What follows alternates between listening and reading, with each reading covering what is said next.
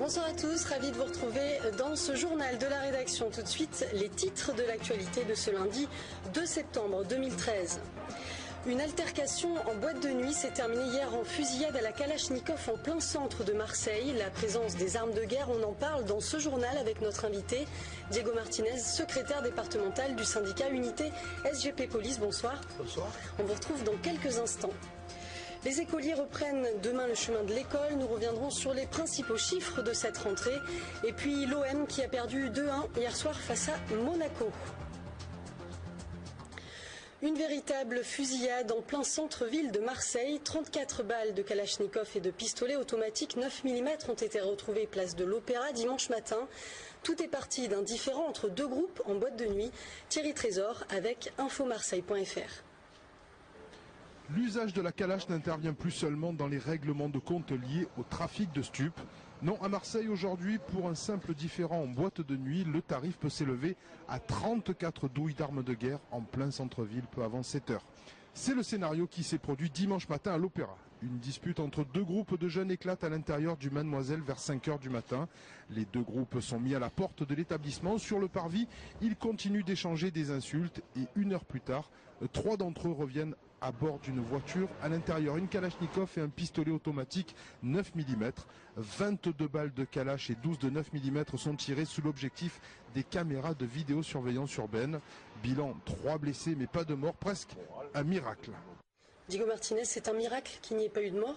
Je pense en effet que c'est un miracle qu'il n'y ait pas eu de mort ce soir-là.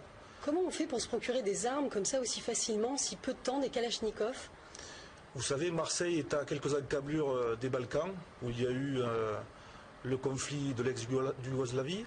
Il y a eu aussi le conflit au Maghreb. Et il est facile pour ceux qui veulent se procurer des armes de s'en procurer dans ces pays-là. Alors je vous propose d'écouter maintenant un commerçant du quartier de l'Opéra.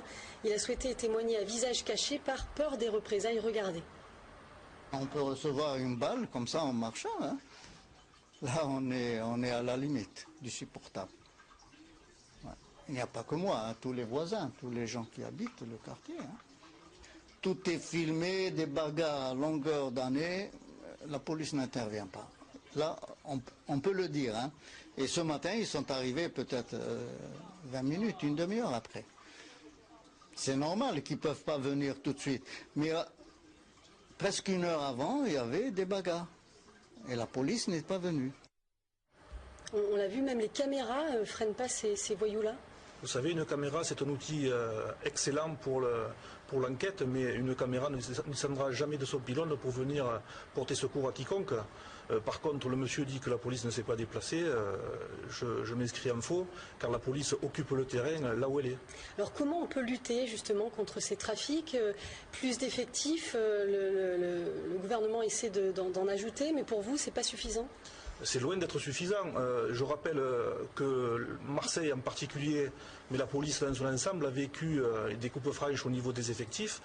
Notre Premier ministre est venu il y a quelques jours à Marseille et a salué les excellents résultats des ZSP, ce qui démontre que quand on met la police sur le terrain, les résultats suivent. Alors aujourd'hui, on ne va pas mettre des policiers à chaque sortie de boîte. Pour vous, c'est des policiers sur le terrain, il faut des policiers...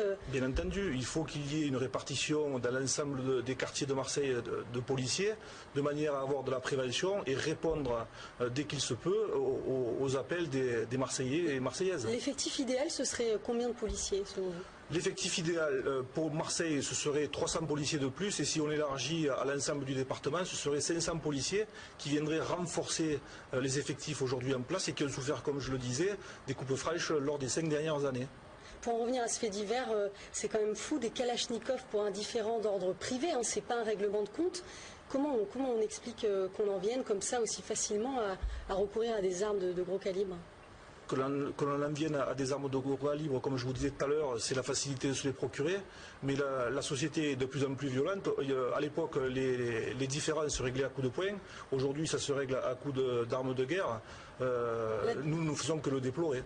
La 34 Impact, ça semble fou, quoi. Ils ont tiré vraiment dans... Ah mais c'est non seulement fou, mais tout à l'heure, vous le disiez, ça relève du miracle. Et je suis prêt à penser que s'il y avait eu beaucoup de monde ce soir-là dans les rues, ça aurait pu être carrément un carnage. Merci en tout cas, Diego Martinez. Je vous en prie. Pour Jean-Claude Gaudin, seules des forces de police nationale supplémentaires peuvent endiguer cette violence. On l'écoute. Nous faisons à la municipalité beaucoup d'efforts, mais je vous le rappelle, une fois encore, la sécurité des personnes et des biens est un devoir régalien de l'État. C'est à l'État qu'il appartient en priorité de faire en sorte que la sécurité des personnes et des biens soit préservée.